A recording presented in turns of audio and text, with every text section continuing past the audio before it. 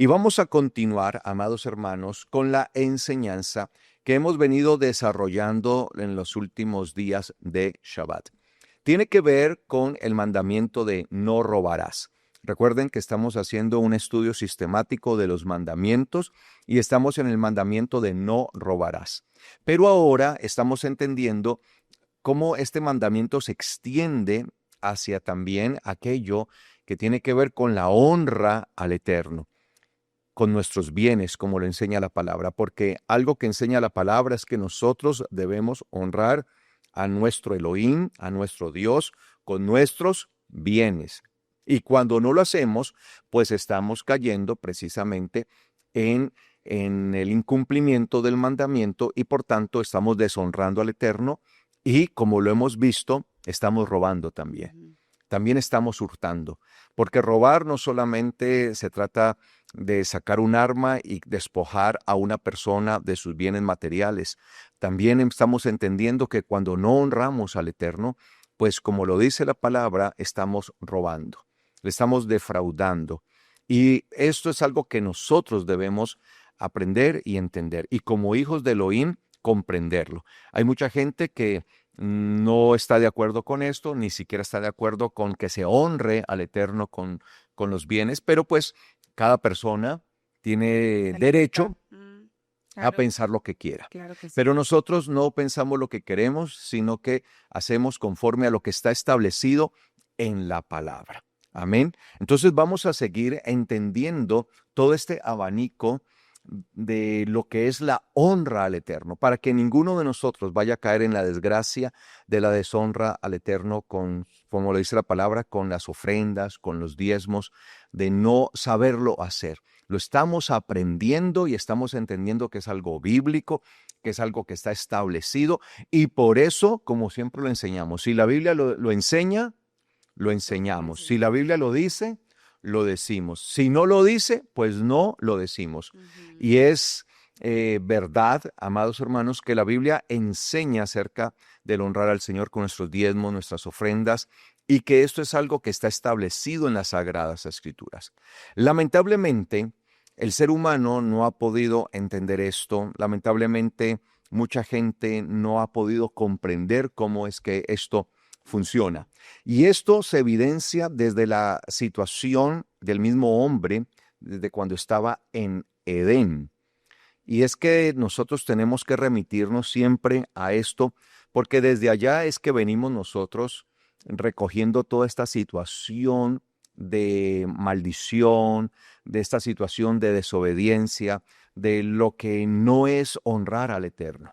Entonces, el hombre, amados hermanos, cuando fue constituido y fue establecido, dice la palabra, y me llama mucho la atención, y nosotros tenemos que mirar esos detalles, como dice mi esposa, ¿no? Detalles de fina coquetería. Y pues yo he hablado esto ya en algún momento atrás, pero es bueno que nosotros lo reforcemos siempre. Ya ustedes me han escuchado, algunos de ustedes me han escuchado que yo he hablado de esto, he enseñado de esto. Sin embargo, es bueno que lo tengamos en cuenta. Cuando nosotros vemos el capítulo 2, el último versículo del capítulo 2 del libro de Génesis, precisamente en el versículo 25, que es el último versículo del capítulo 2 de Génesis, dicen que el hombre y la mujer estaban ambos desnudos, pero no se avergonzaban. Y se usa la palabra hebrea arumim, arumim, que se dice o se traduce como desnudos, que es el plural de arum, arum. Y dice que los dos estaban arumim, estaban como desnudos, Desnudos. pero no se avergonzaban. Precisamente no se avergonzaban porque estaban en una condición de representación alta en el Señor. Estaban en una condición gloriosa en el Señor. En ese momento, hasta ese momento, estaban en esa etapa de gloria, en esa condición de lo más alto de su gloria. Y por eso, a pesar de que estaban arumim, desnudos, no se avergonzaban. Sin embargo, llama la atención que inmediatamente en el capítulo siguiente, el capítulo 3, el primer versículo del capítulo 3, el versículo 1, dice que la serpiente era astuta.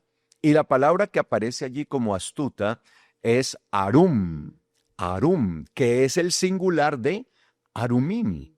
Entonces mire que el versículo 25 del capítulo 2, con el que termina el capítulo 2, dice que ellos estaban arumim, desnudos, pero no se avergonzaban.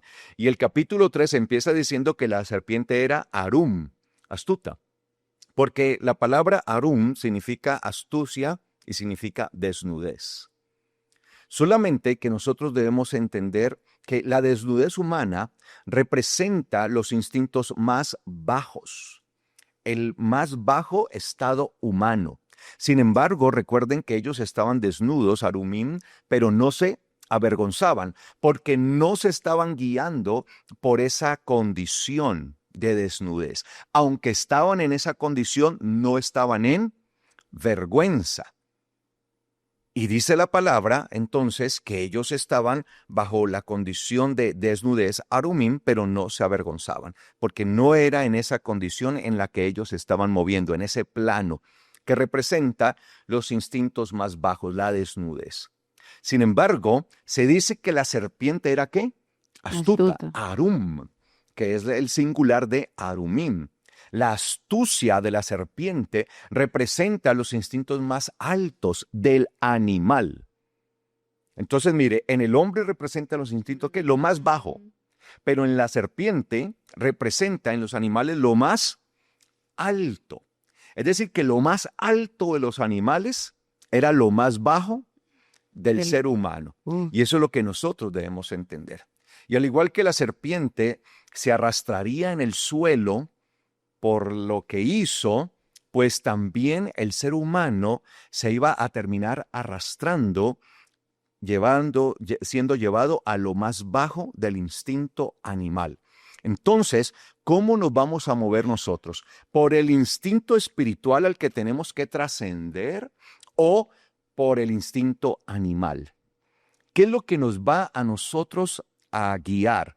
Y aquí es donde se marca una diferencia, si vamos a ser espirituales o animales, carnales.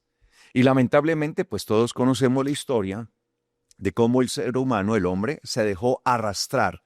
Desde lo más alto se dejó arrastrar a lo más bajo para actuar con su instinto animal de la desnudez. Y por eso dice la palabra que tomó de lo que el Eterno había prohibido que ellos tomaran, de aquel fruto que no les era permitido tomar, y fueron arrastrados por su instinto más animal. Por eso, cuando lo hicieron, dice la Biblia que ellos fueron conscientes y se dieron cuenta que estaban desnudos, arumim. Pero ahora sí ya se avergonzaban. Miren esto, cuando antes del pecado no se avergonzaban, ahora dice la palabra que intentaron incluso cubrirse porque se avergonzaban, porque habían caído a un estado deplorable, a un estado de ruina, a un estado vil, que es el que nosotros no podemos caer. Y nosotros pensamos que esa historia de Edén solamente se dio una vez allá con Adán y con Javá, con Eva. Pero todos los días nos enfrentamos a lo mismo, a las decisiones. La pregunta es, ¿con qué condición vamos a encontrarnos nosotros? ¿Con qué instinto? ¿Nos vamos a dejar llevar por esa condición verdadera, esa condición espiritual que a pesar de estar desnudos, porque después de la caída del hombre, el hombre quedó arumim, desnudos quedaron los seres humanos, quedó arum, desnudo. Entonces, ¿cómo nos vamos a ver? ¿De qué nos vamos a dejar arrastrar? De esa condición natural carnal que hay en nosotros, que no glorifica al Eterno, que no honra al Eterno, que no se somete a la palabra del Eterno, o vamos a vivir en una condición elevada a pesar de estar desnudos, pero cubiertos por la gracia del Señor. Entonces nos movemos bajo esa condición de gloria en la que no nos avergonzamos. Esa será la gran pregunta. ¿Cómo vamos a estar nosotros delante del Señor? Y les hablo de esto precisamente porque quiero que veamos el caso que nos registra la Biblia acerca de un rey. La Biblia nos habla de un rey que es el rey Ezequías. En hebreo, Yehizquía, Ezequías. Ezequías fue hijo del rey Ahaz, en hebreo, Acaz. Ahaz en hebreo, Ahaz, y en español, Acaz. Y cuando nosotros vemos y hacemos una comparación entre Acaz, que fue el padre, y el hijo, que fue Ezequías, nos damos cuenta que hay una gran diferencia. Sin embargo, Ezequías pudo haber tomado el modelo del instinto bajo, del instinto animal por el cual fue guiado su padre. Pero él decidió tomar la condición de ese instinto glorioso, de ese instinto espiritual, para elevarse en el Señor. Y por esto es una lucha que todos nosotros tenemos que presentar diariamente. ¿Qué nos va a nosotros a manejar? ¿El instinto animal o el instinto espiritual? El instinto animal llevó al hombre y a la mujer a tomar lo que era del Eterno, a tomar lo que era exclusivo de él. Eso fue lo que hizo el instinto animal.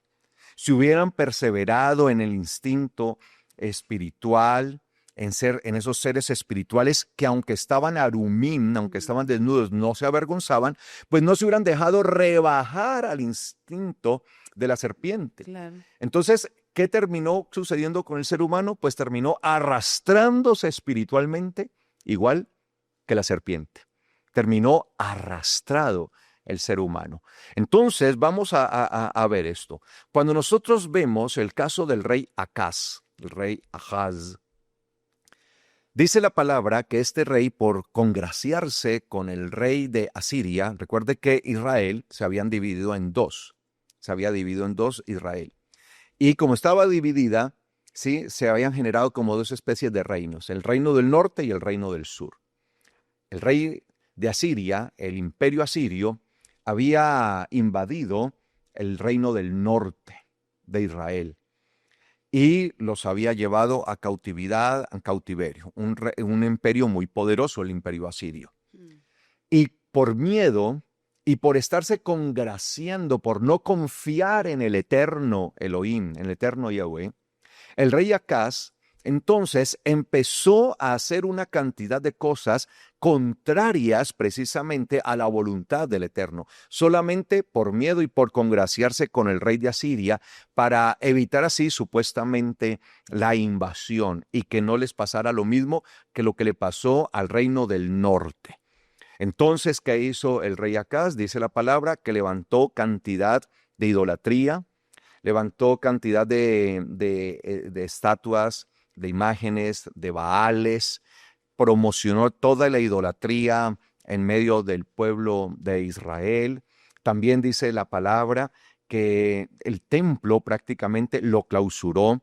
Cuando nosotros leemos incluso en el libro de los Reyes, segundo libro de los Reyes, si lo quieren ustedes ver luego, en el segundo libro de los Reyes, por ejemplo, en el capítulo 16, versículo 18, dice que por congraciarse con el rey de Ashur, el rey de Asiria, Ashur es Asiria en hebreo, ¿sí? ¿Qué hizo él?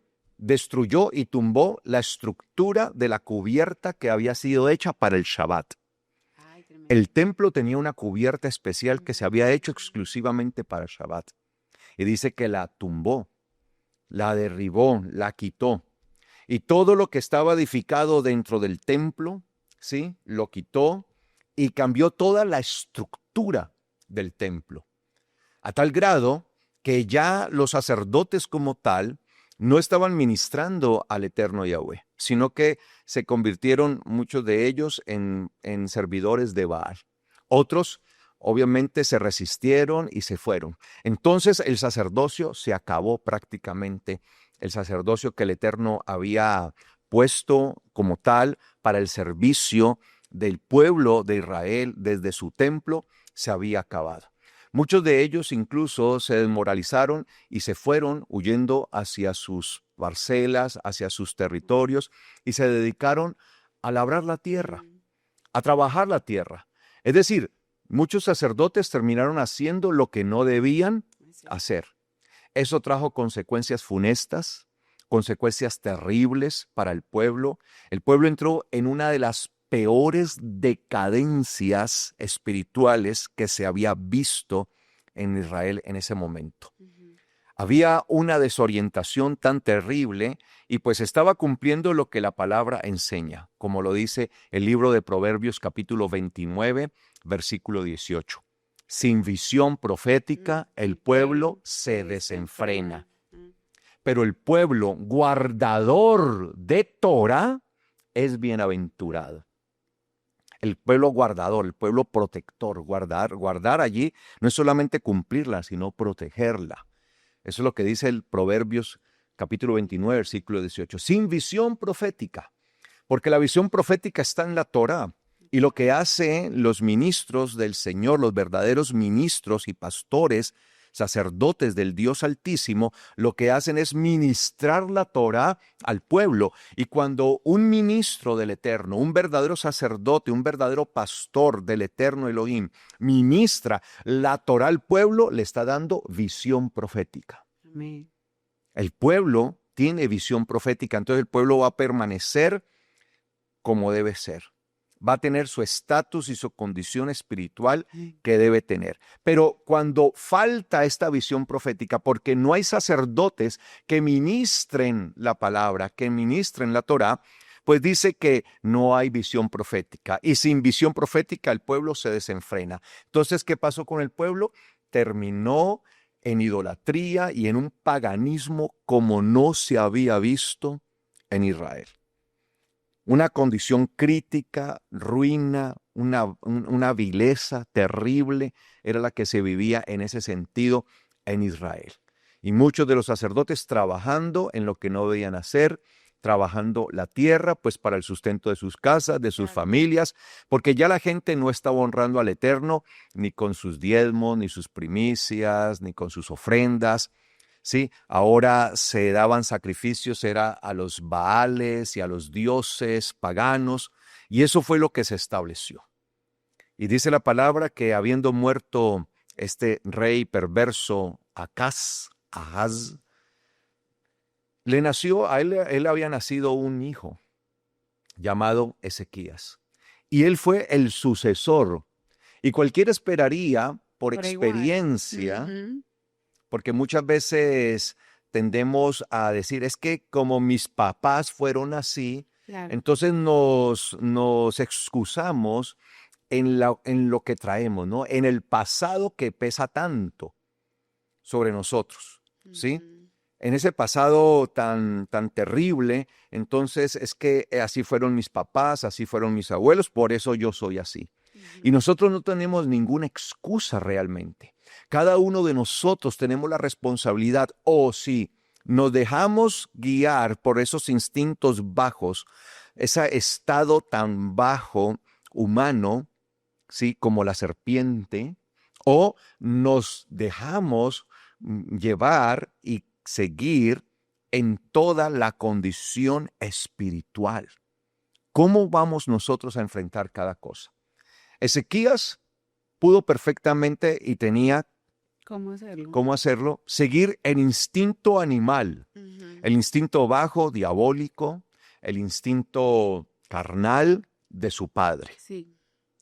Y tal vez era, digamos, que era como lo que se esperaba, Más probable. lo más probable. Sin embargo, él se opuso a esto.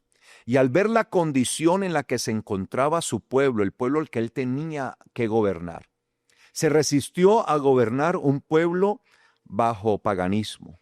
Se resistió a gobernar un pueblo en idolatría, un pueblo en ruina, en maldición, porque el pueblo estaba en una ruina, habían quedado en una ruina total, completa. El pueblo se arruinó, estaba en una ruina en todos los aspectos. Entonces este hombre, cuando llega al trono, se resiste a esto y empieza a buscar cómo revertir todo esto que había ocasionado su padre. ¿Qué debo hacer? Entonces es allí donde nosotros tenemos que entrar en ese ejercicio también. Y dice entonces allí en el segundo libro de Crónicas, capítulo 31, que le voy a pedir a todos ahora que busquen esa ahí porque ahí vamos a estar trabajando. Segundo libro de Crónicas, capítulo 31, vamos a leerlo desde el versículo 1. Les doy allí un tiempito para que busquen allí. Segundo libro de Crónicas, capítulo 31, versículo 1. Y vamos a leerlo de allí en adelante. Dice así: terminadas todas estas cosas, todos los de Israel que estaban presentes salieron por las ciudades de Yehudá y quebraron los pilares. O sea, él como rey les ordenó, vayan y quiebren ¿qué? Todos los pilares, esas columnas que habían sido dedicadas a los dioses. Cortaron las imágenes de Asherá y destruyeron los lugares altos y los altares de todo Yehudá y Binjamín y también en Efraín y Menashe. Mire, o sea, fueron por todo el territorio donde él tenía influencia como rey para destruir todos los altares que se habían levantado. Y dice que así lo hicieron hasta destruir lo que todo. Entonces acabaron con tantos altares que se habían levantado a los dioses falsos, a la idolatría y todo esto que no era conforme a la voluntad del Eterno. Y dice, después todos los hijos de Israel regresaron a sus ciudades, cada uno a su propiedad. Y Ezequías restableció los turnos. Entonces mire lo que él hizo. Lo primero que hizo fue estructurar nuevamente ¿qué? El sacerdocio. Él sabía que el sacerdocio era clave para la reestructuración del pueblo, para que el pueblo fuera levantado nuevamente, para sacarlo de esa condición en la que se habían caído, esa condición en la que se estaban arrastrando. Y por eso les hacía yo mención a la condición del hombre y la mujer al principio allí en Edén. Porque es que nosotros pensamos que la historia de Adán y Jabá, de Adán y Eva, solamente pasó esa vez allá y que ya eso nunca más volvió a suceder. Cuando la situación todos los días se está dando en nosotros y tenemos que estar tomando decisiones. O sea, en aquel entonces fueron Adán y Jabá que tuvieron que tomar decisiones. Pero hoy no están ellos. Hoy somos nosotros los que estamos presentes en este mundo y somos los que debemos tomar decisiones. Y así como lo hizo Ezequías, también lo tenemos que hacer cada uno de nosotros y aprender de nuestros antepasados, cómo terminaron arrastrándose y cómo hemos tenido que nosotros que traer a cuesta esa situación. Claro. Entonces dice aquí que él restableció, en el versículo 2, los turnos de los sacerdotes y levitas conforme a sus clases, de acuerdo a como ellos estaban designados, cada uno según su servicio, así de los sacerdotes como de los levitas, para los holocaustos, para las ofrendas de paz, para que ministraran y dieran gracias y alabaran en las puertas de los atrios de Yahweh. O sea, que pudieran volver a estar presentes allí. Entonces tuvo que mandar a recoger a todos aquellos que servían al Señor, los trajo nuevamente allí.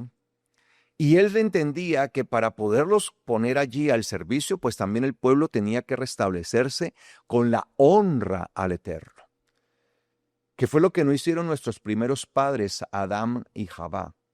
No, ellos, Adán y Jabá, no honraron al Eterno. Entonces, ¿qué dice aquí la palabra? También de su propio patrimonio, él estaba muy comprometido en esto y él había entendido muy bien.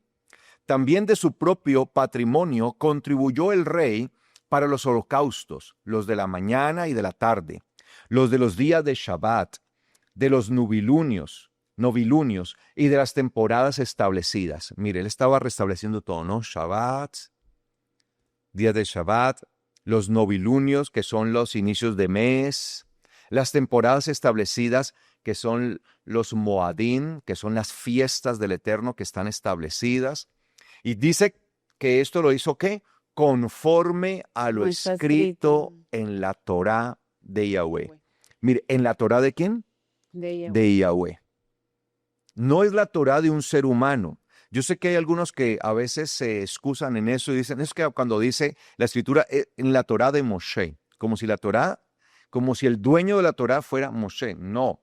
Cuando dice en la Torá de Moshe, es la Torá que fue dada por medio de Moshe, porque él no fue el que se la inventó, él no fue el que la produjo. De hecho, dice la palabra que fue escrita por el mismo Dios. Y por eso se dice que es la Torá de quién? De Yahweh. ¿De quién es la Torá? De Yahweh. De Yahweh, de nuestro Elohim.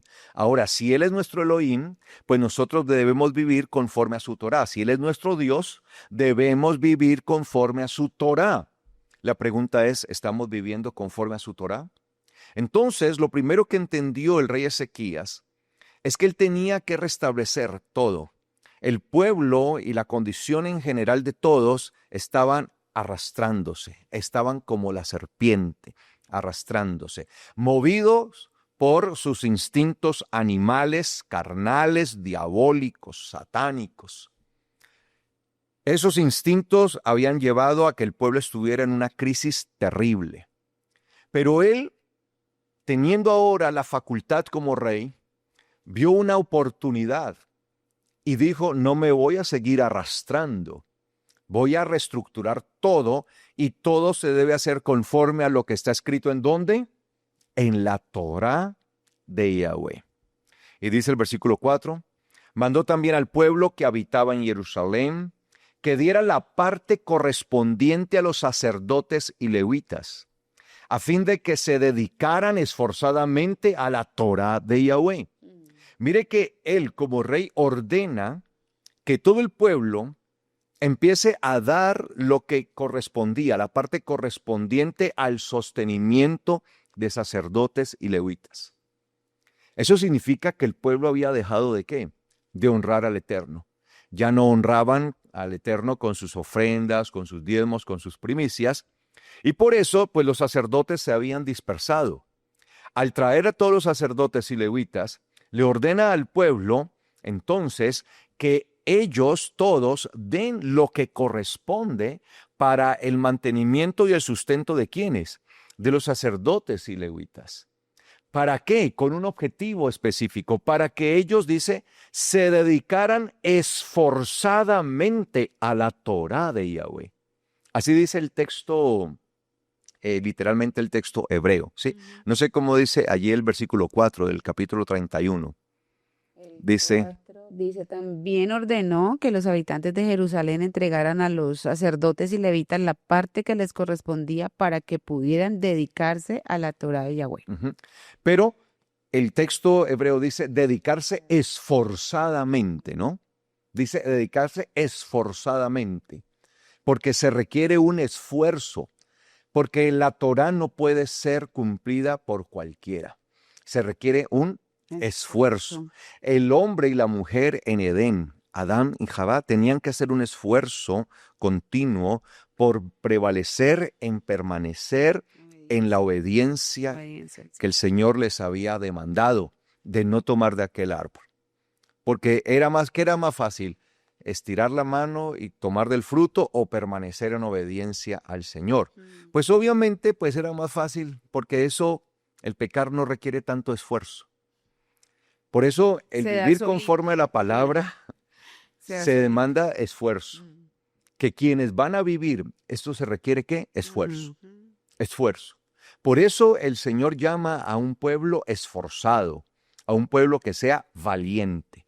Y lo primero que tenían que hacer los sacerdotes era dedicarse nuevamente a la Torá, pero dedicarse de manera esforzada. Porque si ellos se esforzaban en la Torá, el pueblo también se iba a esforzar.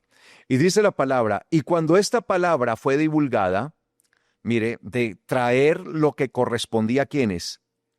A los sacerdotes y levitas, dice que cuando esta palabra fue divulgada, los hijos de Israel dieron muchas primicias de ganado, de vino, aceite y miel, y de todo fruto del campo. También trajeron los diezmos ¿de qué? De todo. De todo, de todas las cosas, de todo, los diezmos de todo. ¿En qué? En En abundancia. abundancia. Mire esto. Cuando el rey Ezequías quiso reestructurar todo esto para sacar al pueblo de la miseria en la que se encontraba, gracias a su padre, que los había llevado a esa condición tan deleznable, esa condición tan vil, tan abyecta, él dio esta palabra y todo lo hizo conforme a la Torá. Observen que ustedes van a encontrar que hoy hay muchos predicadores que hablan en contra del diezmo y hablan en contra de esto. ¿Por qué? Porque el enemigo siempre buscará que se hable en contra de la Torá. Porque el enemigo sabe que si la persona no tiene la Torá, entonces no está estructurada verdaderamente dentro de la obediencia a Elohim, al Eterno. Y por eso les pone a que no ya la Torá nada que ver, el Shabbat, por tanto, como la Torá nada que ver, el Shabbat nada que ver, los diezmos nada que ver. Y hoy se está predicando esto para pisotear la Torá. Entonces nosotros tenemos que ser esa revolución, amados hermanos. De verdad, levantarnos en el nombre del Señor e ir en contra de todas estas enseñanzas que están levantando en contra de la voluntad del Eterno, porque levantarse en contra de la Torah es levantarse en contra de la voluntad del Eterno. Y por eso el rey Ezequías entendió que lo primero que él debía hacer para poder levantar al pueblo era reestructurar todo, pero conforme a ¿qué? A la Torah. Y para eso necesitaba de vuelta a los sacerdotes y que ellos se comprometieran verdaderamente y que lo hicieran con esfuerzo de enseñar que la Torá y que el pueblo también se comprometiera para honrar al Eterno. Y cuando fue divulgada esta palabra, él no los amenazó, él no les dijo, los voy a perseguir o los voy a castigar si no hacen eso, no. Les está enseñando que están haciendo todo con la Torah y por eso cuando esta palabra se divulga, todos empiezan a venir haciendo conforme a la Torah, trayendo sus primicias, trayendo sus diezmos, trayendo todas sus ofrendas. Y dice el versículo 6, y los hijos de Israel y de Yehudá que habitaban en las ciudades de Yehudá, del mismo modo trajeron el diezmo vacuno y ovino. Así dieron el diezmo que ciertamente, mire lo que dice el texto. Mire cómo se los voy a leer para que ustedes tengan en cuenta cómo dice el texto hebreo. Dice el versículo 6, y los hijos de Israel y de Yehudá, porque incluso sabe qué empezó a suceder. Cuando algunos, recuerden que el reino estaba dividido, la parte del norte y la parte del sur. El reino del norte había sido invadido ya por el rey de Asiria, el rey de Ashur. Y se habían llevado a muchísimas personas cautivas. Pero también muchos de la parte del norte pues habían quedado allí. ¿Y qué hicieron? Se fueron a refugiar a la parte del sur. Es decir, al reino del sur. Sirvió un refugio. Por eso dice, y los hijos de Israel, porque a los del norte se les conocía como los de Israel, y los de Yehudá, los del sur se les conocía como los de Yehudá. Por eso vamos a encontrar que dice, y los hijos de Israel del norte, y de Yehudá del sur, que habitaban en las ciudades de Yehudá, estaban habitando ¿en dónde? En Yehudá, en toda la región de Yehudá, que era donde gobernaba Ezequías.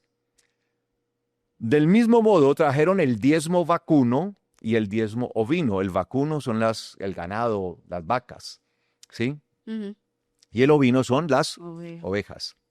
Así dieron el diezmo que ciertamente está consagrado. Escuche bien, así dieron el diezmo que ciertamente está consagrado para Yahweh su Elohim. Y lo apilaron todo en montones. Mire lo que dice, así dieron el diezmo que ciertamente está consagrado para Yahweh su Elohim. ¿Cómo está el diezmo? Consagrado. Consagrado, recuerden eso. La Biblia siempre nos va a enseñar que el diezmo es algo ¿qué? Consagrado. Por eso, cuando el ser humano, las personas no entienden lo que significa el diezmo, ¿sí? Se están metiendo con algo que es ¿qué? Consagrado. ¿Para quién? Para Yahweh, su Elohim. La pregunta es, ¿Yahweh es nuestro Elohim? Sí. Entonces, si Yahweh es nuestro Elohim, ¿qué está consagrado para Yahweh? El diezmo. Ahora, si Yahweh deja de ser su Elohim, pues no diezme, no lo haga, ya que Él ha dejado de ser su Elohim, ya que usted dice, no, Yahweh, el Dios de Abraham, el Dios de Isaac, el Dios de Israel, el Dios que hizo los cielos y la tierra, no es mi Dios. Por tanto, como no es mi Dios, pues entonces no diezme, ya que no es su Dios. Pero el diezmo está consagrado para Yahweh y hasta el día de hoy sigue consagrado. En ningún momento en las escrituras nos dice que el diezmo dejó de ser algo consagrado. Hay gente que dice, pero es que ¿por qué en el Nuevo Testamento no se enseña acerca del diezmo? Porque ya está enseñado aquí en la palabra. Porque como tenemos la tendencia a dividir la palabra, como si estuviera dividida en dos tomos, uno que ya no sirve y el otro que es el que sirve, entonces pareciera que todo lo que decía aquí tenía que replicarse acá, en el Nuevo Testamento.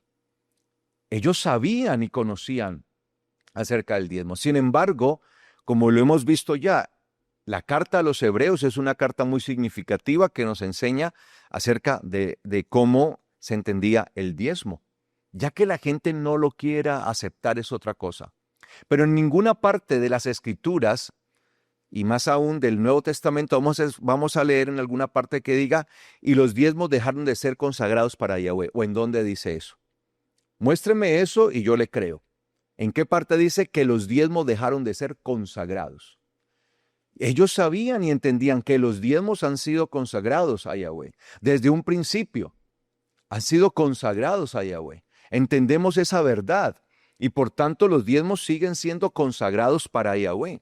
Y dice acá la palabra entonces que lo apilaron todo en montones.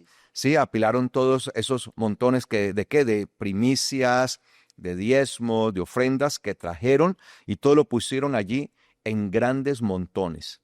Y dice que en el mes tercero, versículo 7, comenzaron a formar aquellos montones y los terminaron en el mes séptimo. Mire, se terminaron, ¿cuántos meses se tomaron? 5 meses.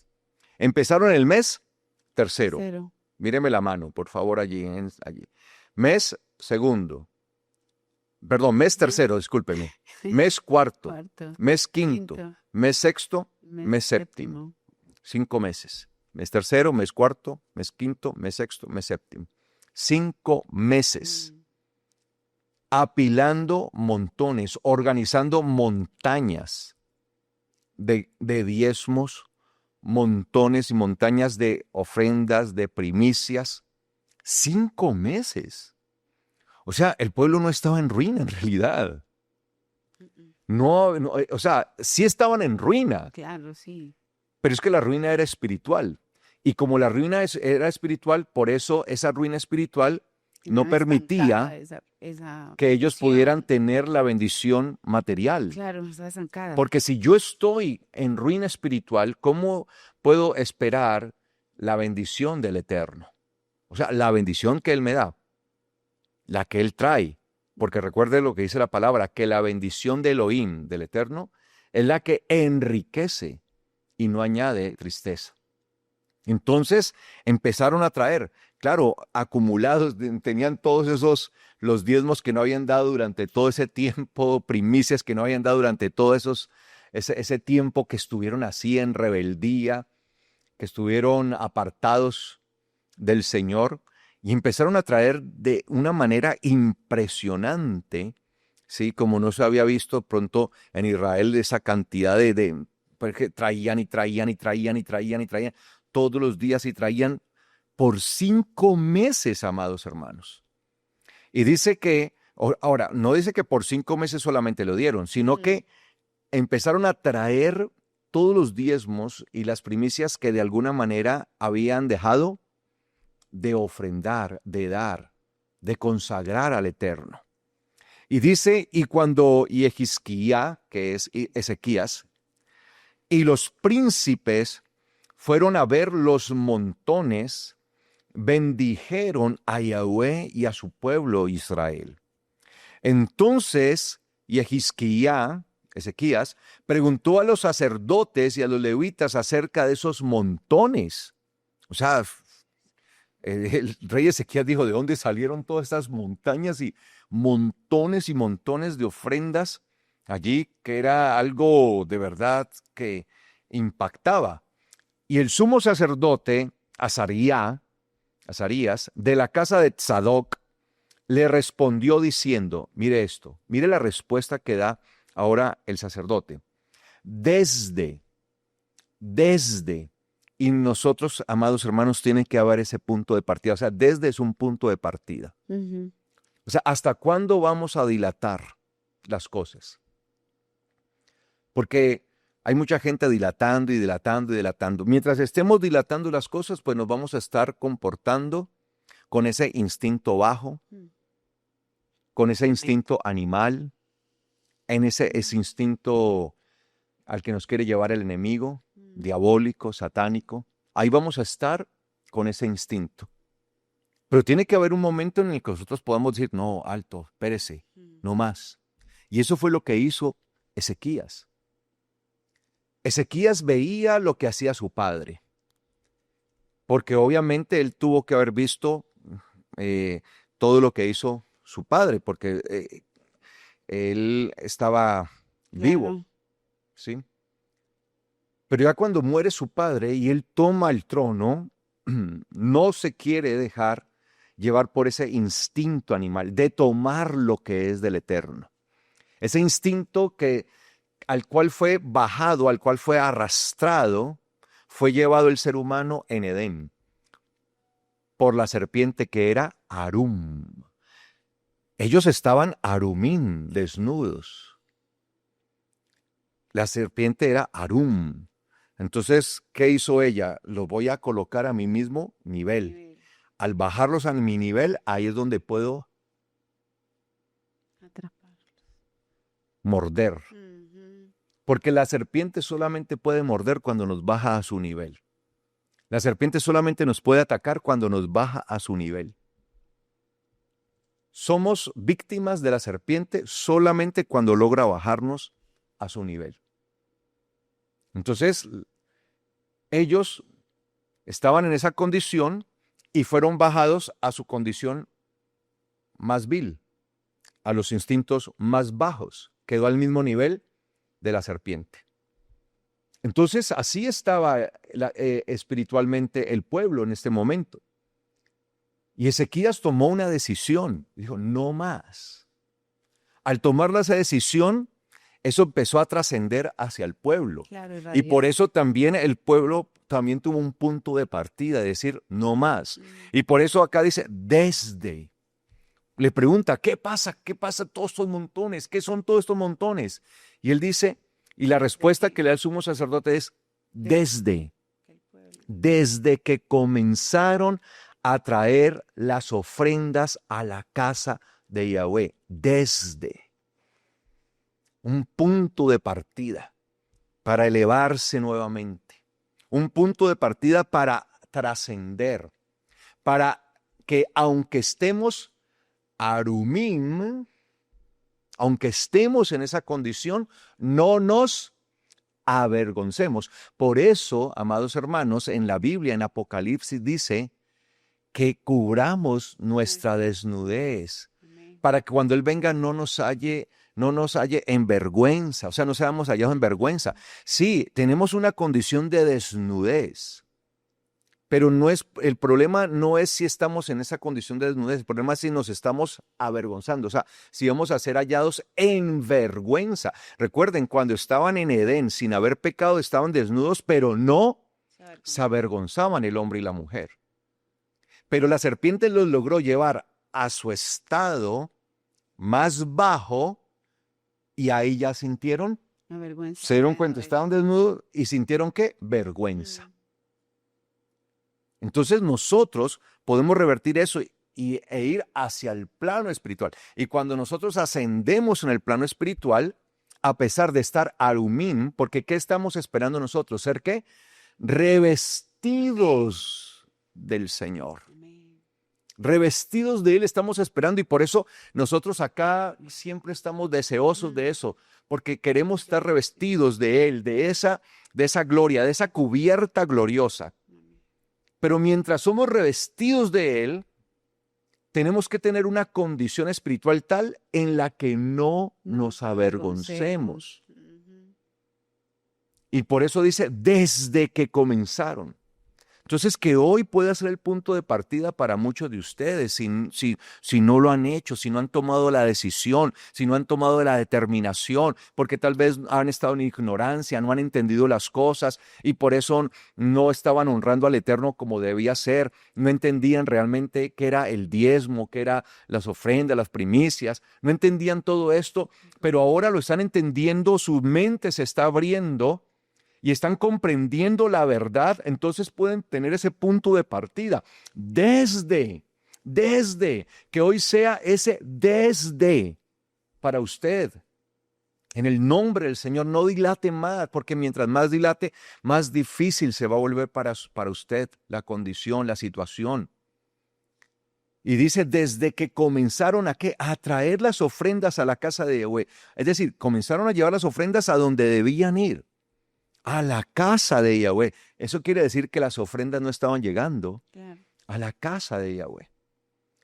Y por eso dice él, entonces hemos comido y nos hemos saciado y ha sobrado mucho porque Yahweh, mire qué sucedió, porque Yahweh ¿qué? Ha bendecido a su pueblo y hay sobreabundancia. Con ese cambio que trajo el rey Ezequías, mire lo importante o la importancia de un gobernante que tenga el temor del Eterno.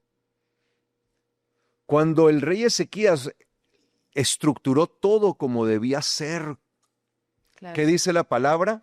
Que Yahweh bendijo a su pueblo, porque Yahweh ha bendecido a su pueblo. Queremos ser bendecidos por Yahweh. Recuerde, no es que Él tenga necesidad de nuestro dinero porque Él es el dueño de todo. Lo que se mide en todo esto es nuestra obediencia. ¿Qué era lo que se medía con el hombre y la mujer en Edén, con aquel árbol que les había dicho, no comerán de él? La obediencia. Obediencia. Y nosotros en todo momento vamos a estar siendo medidos para ver qué tan obedientes somos.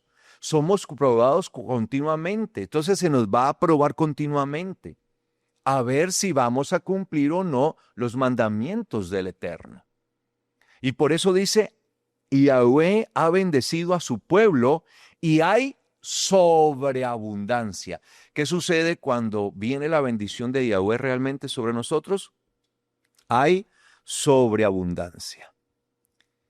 Y Ezequías, dice el versículo 11, mandó que prepararan almacenes en la casa de Yahweh. Los almacenes, Ezequías mandó que prepararan los almacenes en la casa de Yahweh.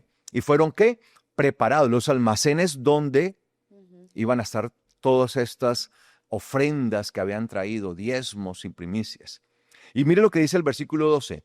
Y traían fielmente las ofrendas, los diezmos y todo lo consagrado, dice el versículo 12. ¿Y traían qué? Fielmente, así dice el versículo 12, lo estoy leyendo literalmente como dice el texto hebreo, pero pues en el español. Y traían fielmente. ¿Qué es lo que se requiere? Fidelidad. Esto no es algo que yo hago por un momento de emoción. Ay, está bien, voy a ofrendar para ser bendecido. Porque puede ser que alguien esté pensando eso. Voy a dar entonces los diezmos para ver si voy a ser bendecido. Que es muy común, ¿no? ¿Qué es lo que se No, esto se hace, esto es con fidelidad. Es decir, es una actitud de fidelidad. Me voy a casar para ver si dejo de ser mujeriego. Y el que no se arrepiente de eso, se puede casar y seguirá ¿qué? Claro. Siendo mujeriego, siendo infiel, ¿cierto? Con esposa, mujeriego. Sí. Claro. Siendo mujer, o sea, con esposa y siendo el infiel. Claro. Sí, porque de hecho yo he conocido personas que piensan que la solución a ser mujeriego y tener tantas mujeres por aquí, por allá, es casarse. Y se casan y siguen en las La mismas, misma. porque no hubo un verdadero arrepentimiento realmente. Entonces no se trata de que, bueno, yo voy a dar a ver si eso es verdad. No, se trata de una genuina conversión y decir, Señor, yo lo voy a hacer. Y va a empezar un proceso que el Señor hará en cada uno. Y tal vez y alguien podrá empezar a decir, pero yo estoy dando y pues yo no veo como la bendición. Tal vez no ve la bendición que usted está esperando. Pero si usted verdaderamente, de manera genuina, lo está haciendo, el Señor ya está obrando en su vida. Solamente que es una obra que tal vez usted ni siquiera se imagina, ni espera, pero el Señor sabe de qué es lo que tenemos realmente necesidad. Y dice entonces que prepararon los almacenes, las cámaras donde iban a llevar todas esas ofrendas, y dice, y traían fielmente las ofrendas, los diezmos y todo lo consagrado. Al frente de todo ello estaba como jefe el levita Conaniá y como segundo Shimí, su hermano. Saltemos al versículo 20. Dice el versículo 20. Así hizo Ezequías y Jehizquía en todo Yehudá, e hizo ¿qué? Lo bueno, lo recto y lo verdadero en presencia de Yahweh su Elohim. ¿Qué dice la Biblia que hicieron? ¿Qué hizo él? Lo bueno, lo recto y lo verdadero. ¿Qué es lo que el Eterno espera de cada uno de nosotros? Que hagamos ¿qué? Lo bueno, lo recto y lo verdadero. Todo esto tiene que ver con la Torá. Hacer lo bueno es vivir conforme a la Torá, que fue lo que también se le dijo a Caín. Hiciera lo bueno. Si haces lo bueno,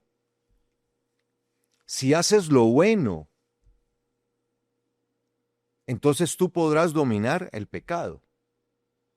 Si haces lo bueno, Caín. El Señor le dijo eso a Caín.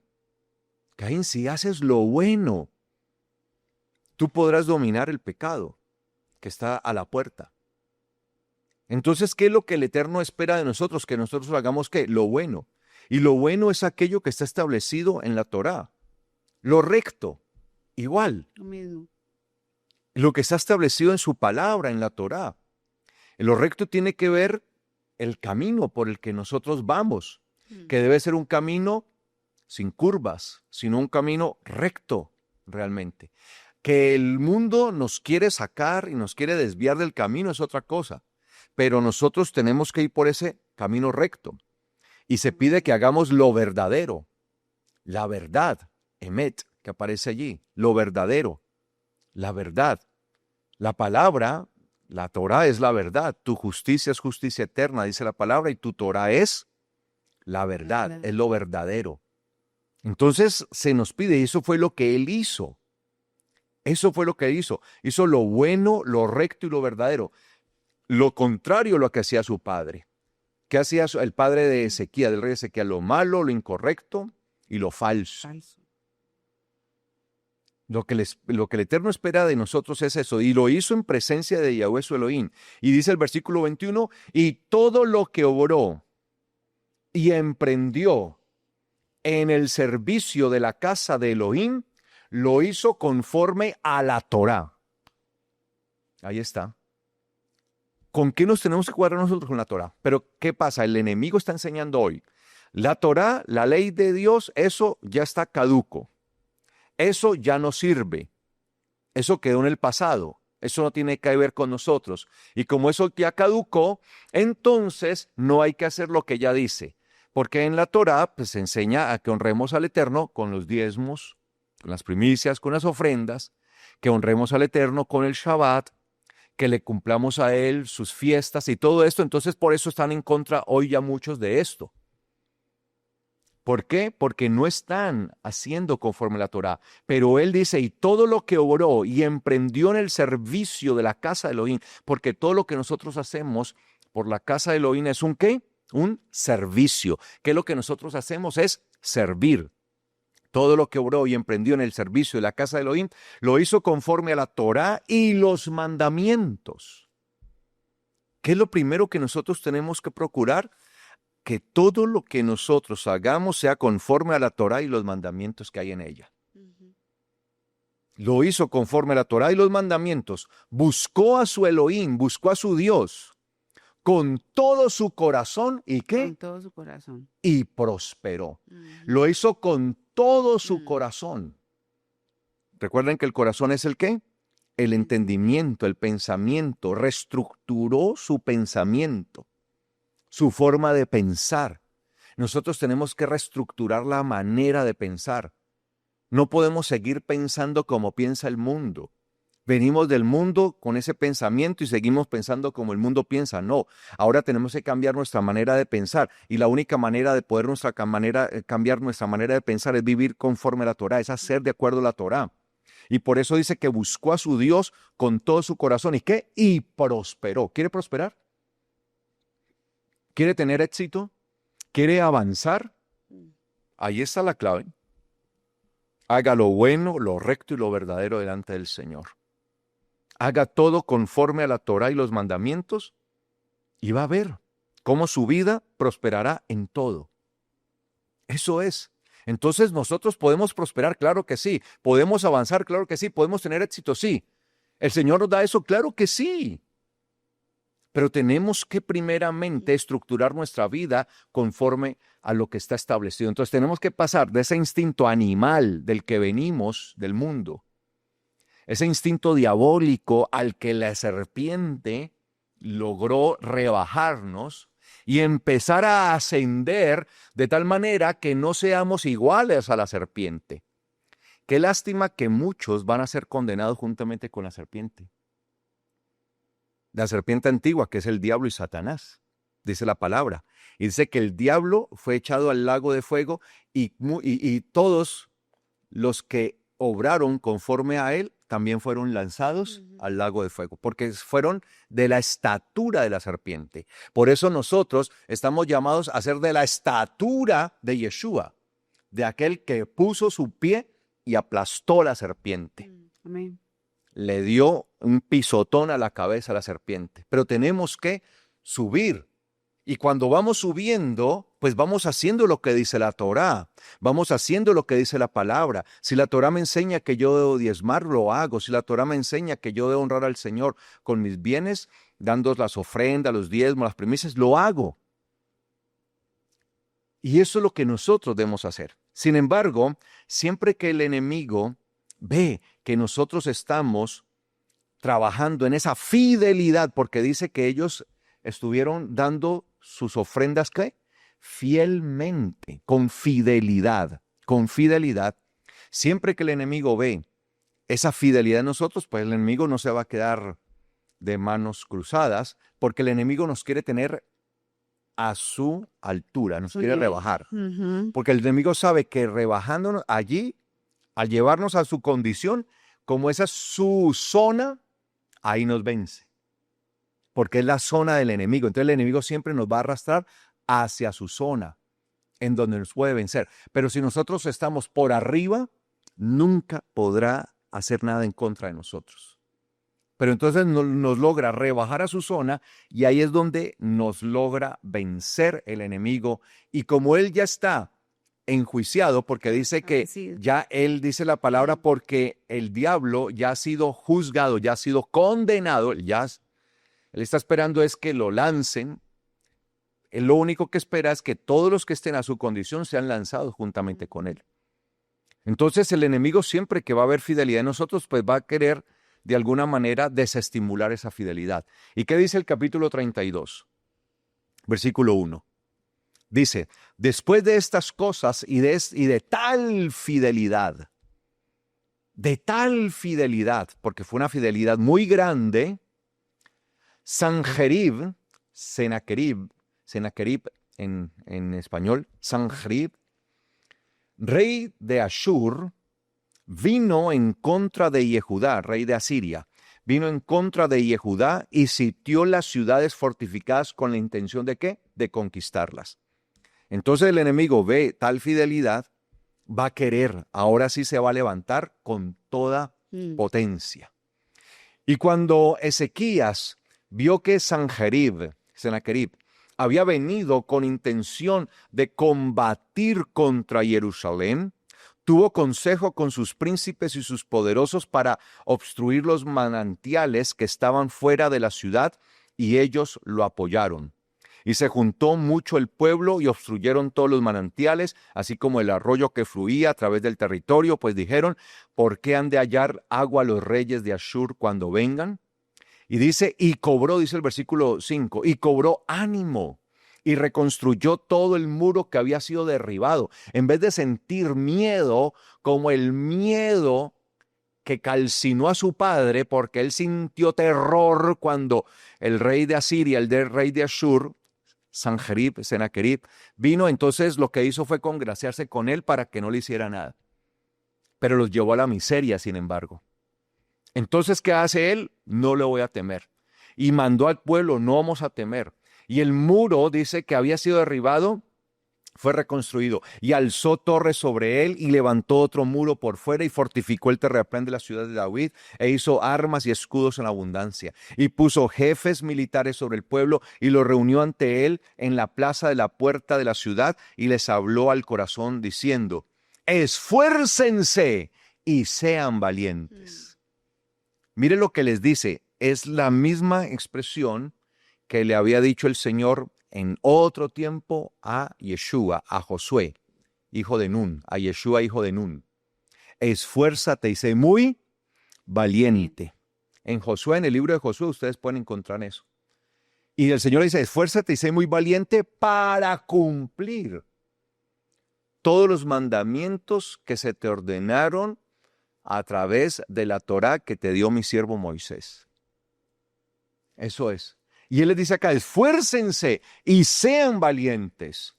No teman ni se amedrenten a causa del rey de Ashur, ni ante la multitud que está con él, porque más hay con nosotros que con él.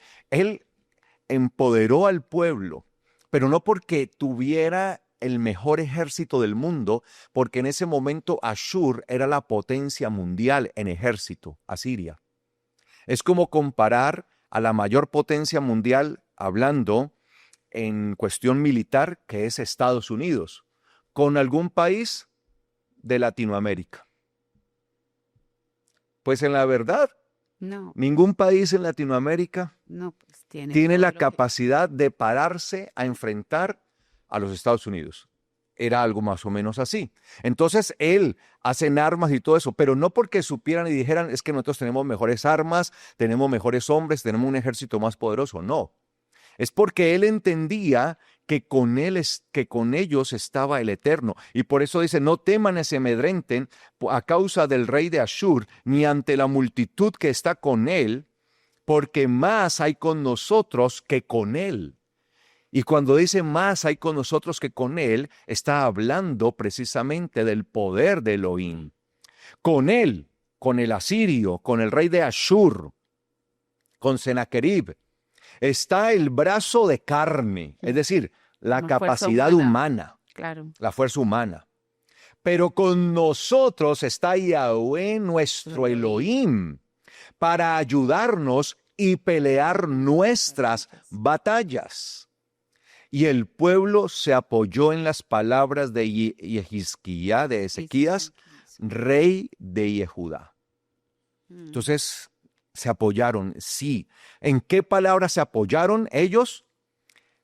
Yahweh está con nosotros para ayudarnos y pelear nuestras batallas. En esa palabra tuvieron plena confianza, plena certidumbre, sí. Aunque tenemos armas y aunque tenemos un ejército, Yahweh es el que está con nosotros para pelear nuestras batallas. Y es que cuando nosotros hacemos lo bueno, lo recto y lo verdadero, Yahweh está con nosotros para pelear nuestras batallas. Cuando nosotros honramos al Eterno fielmente y cumplimos sus mandamientos, Yahweh está con nosotros para pelear nuestras batallas. Amén. Eso es lo que hará el Eterno. Él estará peleando siempre, porque Él siempre va a pelear a favor de los que le aman y guardan sus mandamientos.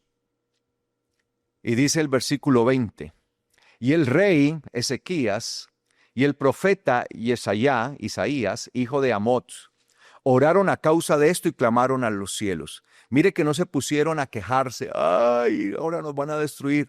Que nosotros estábamos, mire, empezamos a honrar, a dar nuestros diezmos, nuestras ofrendas, nuestras primicias. ¿Y cuál es la noticia? Que viene contra nosotros el rey de Asiria.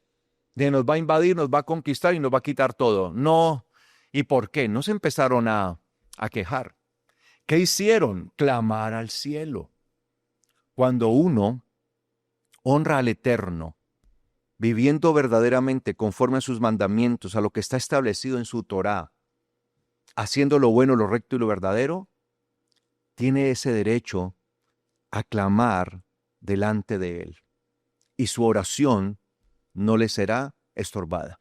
Por eso la palabra enseña que los que no viven conforme a la Torá, aún su oración es despreciable Un para estorbo, Elohim. claro. Su oración es despreciable para Elohim por no vivir conforme a la Torá. Pero cuando uno está viviendo conforme a la Torá, entonces tenemos la posibilidad de venir y colocar nuestra causa delante del trono de Elohim. Y cuando ellos hicieron esto y clamaron al eterno Elohim, al Rey de los cielos, ¿qué dice el versículo 21? Y Yahweh envió un ángel. Mire, Un hito solo más. bastó uno. Un hito Uno. para que se mire natural. Uno nada más. ¿Cómo será el poder tan tremendo, no? Uy, sí. De los ángeles. Y ni siquiera un arcángel. Un ángel. Yo no sé cuál sería el rango de este ángel. Un ángel. El cual, literalmente así dice el texto hebreo, el cual barrió con todos los poderosos y fuertes. O sea, fue a barrerlos. Hacer una limpieza, ¿no?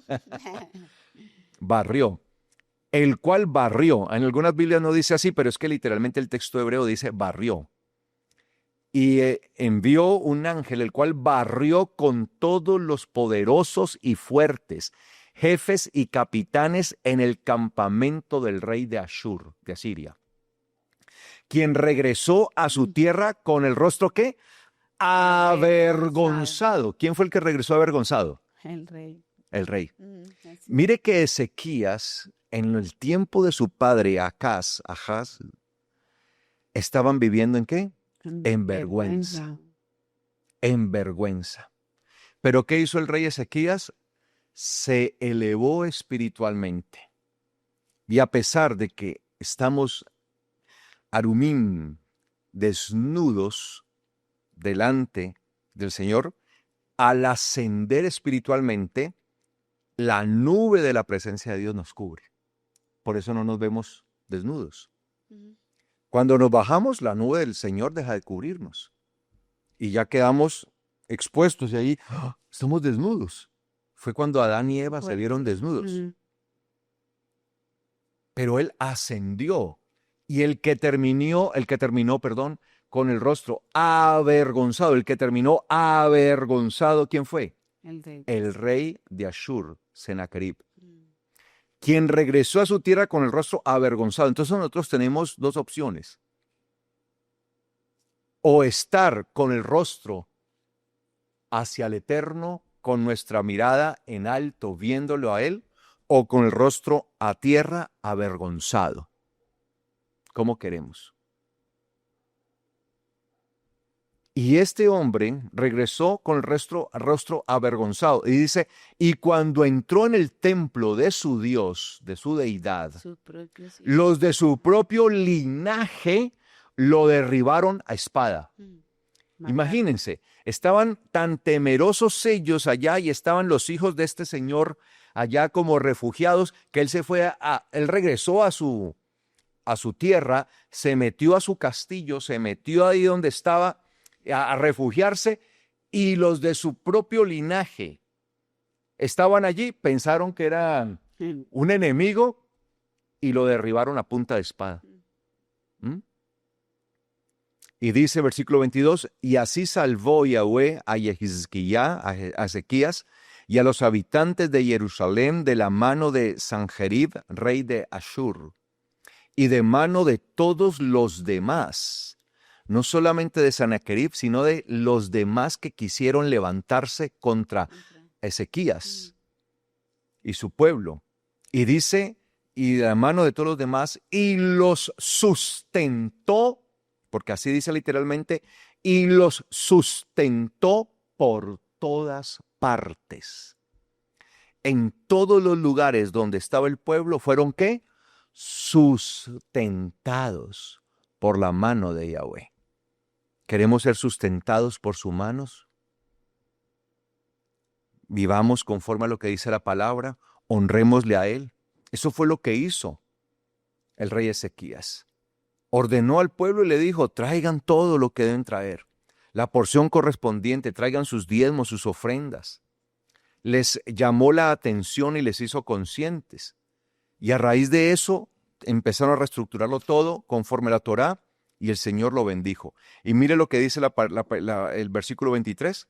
Entonces muchos llevaron a Jerusalén ofrendas para Yahweh. ¿Aprendieron a qué? A honrar. Mire que ya no por una carta o un edicto que había mandado el rey. Él no volvió a mandar una carta. Aprendieron y dijeron verdaderamente honrar al Señor y serle fiel a Él es una grande bendición. Aquí, de una vez, apenas el Señor los salvó, muchos llevaron a Jerusalén ofrendas para Yahweh. Y no solamente llevaron ofrendas, estaban tan agradecidos con su rey, que ¿qué dice? Regalos. ¿Y llevaron qué? Regalos, presentes para Ezequías, rey de Yehudá. Llevaron las ofrendas y de una vez dijeron, y vamos a llevarle regalos a nuestro rey, porque nos enseñó a hacer lo bueno, lo recto y lo verdadero. Y dice acá que le llevaron estos regalos, los presentes a Yehudá, quien fue engrandecido a ojos de todas las naciones después de esto. Y yo les he estado enseñando a ustedes esto y esto. Que iba a decir Y eso. ninguno me ha traído regalo. No. No. En 5 Sí, algunos me han dado regalo y yo no puedo. Pero no por esta, precisamente, pues me han dado regalos. No, para uno el mayor regalo, amados hermanos, en realidad, ¿qué es lo que uno espera como predicador de la palabra, como administrador, sacerdote, ministro del Señor, de su palabra? Es que todos pongan por obra la palabra. Y como dijo el apóstol Juan, el apóstol Yohanan, no tengo yo mayor gozo que oír que mis hijos andan en la verdad. Ese es el mayor gozo y el mayor regalo que uno puede recibir. El darse cuenta que cada uno de ustedes que están siendo ministrados con la palabra, están andando verdaderamente en la palabra y están haciendo lo bueno, lo recto, lo verdadero, haciendo todo conforme a la Torá. Si la Torá enseña que yo debo honrar al Eterno con mis bienes a través de las ofrendas, los diezmos, las primicias, pues lo hago. Y de esa manera, ¿sí?, honro al Eterno, vivo conforme a su palabra y obviamente vivo de acuerdo a sus mandamientos, ¿no?, a todos sus mandamientos. Y eso es lo que nosotros debemos hacer. Y dice que este Ezequías fue engrandecido a ojos de todas las naciones después de esto, porque derrotó a un rey muy poderoso, pero en realidad quien lo derrotó fue el Eterno, porque ellos aprendieron a confiar. Entonces, ¿en qué condición vamos a estar? ¿Cuál es el instinto que nos va a mover a nosotros? Tremendo. ¿El espiritual o el animal? ¿Vamos a estar arriba o vamos a permanecer abajo donde cayó el ser humano? Sí, traemos y arrastramos esa naturaleza, pero no quiere decir que por eso estemos a nivel de la serpiente, porque por medio del Señor Yeshua nosotros podemos estar arriba, creciendo en la estatura de nuestro Señor, viviendo conforme a su voluntad y a su palabra. Amén. Amén. Bueno, amados hermanos, si esta palabra para ustedes ha sido de bendición y les abre el entendimiento, por favor, denle me gusta al video de YouTube y compártalo a través de sus redes sociales para que otras personas puedan tener también acceso a esta enseñanza. Amén. Si alguien ha llegado a nuestra transmisión por favor comuníquese con nosotros por primera vez, ¿no? A nuestra transmisión, o nunca se ha comunicado con nosotros, hágalo escribiéndonos a través de la línea de WhatsApp que aparece en su pantalla, por medio de WhatsApp. Escríbanos que nosotros estaremos entrando en contacto con ustedes en el nombre del Señor. Y no se olviden visitar nuestra página web www.palabraverdadera.org.co. Vamos a dar gracias al Eterno por esta palabra y que esta palabra sea estando en nosotros. No se olviden que también tenemos la casa de palabra virtual, ¿no? Sí, Mañana a las y 8 los de la mañana. esperamos a Para que todos. todos se conecten a la casa de palabra virtual, donde se dan enseñanzas de mucha bendición. Y también las escuelas sabáticas, en donde participan nuestros niños, adolescentes y jóvenes a las 10 de la mañana. La casa de palabra virtual, 8 de la mañana, y las escuelas sabáticas, 10 de la mañana. Y los esperamos a las 4:30 de la tarde en nuestro servicio presencial aquí en la ciudad de Cali. Y en la ciudad de Tunja A las a las 4 4. de la tarde. Bueno, vamos a orar. Nos quedamos reflexionando también en que la Torá nos ayuda a restablecer nuestra vida, para hacerlo recto, para tener esa bendición. Es una palabra muy profunda. Tenemos que restablecer, así nuestros padres de pronto se hayan equivocado, no hayan vivido un evangelio de la manera verdadera. Nosotros estamos en la obligación de restablecer nuestra vida en todas las áreas para poder vivir en la bendición del Señor. Así es. Gracias, Señor, por esta Gracias, palabra Dios. hermosa, preciosa, profunda. Ay, muchas gracias, Señor, porque esta palabra es la que nos ayuda realmente a restablecernos. Queremos hacerlo recto, lo bueno, lo verdadero, Señor, para así mismo, Padre Celestial, entender que ese sustento llega de ti. Señor, te damos muchas gracias. Seremos sostenidos, seremos sustentados por tu mano poderosa y por tu brazo extendido cuando empecemos a restablecer nuestras vidas, a vivir en obediencia, hacer lo bueno siempre delante de ti. Señor, gracias porque es una oportunidad que nos das. Gracias porque también como seres humanos estamos equipados para empezar a hacer esos cambios que son una bendición para nuestra vida. A través de tu palabra, Señor, a través de la sangre redentora de Yeshua Mesías. Te damos muchas gracias y nos quedamos, Señor, en este inicio de Shabbat, estableciendo, Señor, esta palabra en nuestro corazón. Te damos muchas gracias. Te bendecimos, Señor. Amén. Amén. Y amén. Y amén. Bueno, amados hermanos, muchas bendiciones para todos ustedes y a todos ustedes les decimos Shalom. Shalom.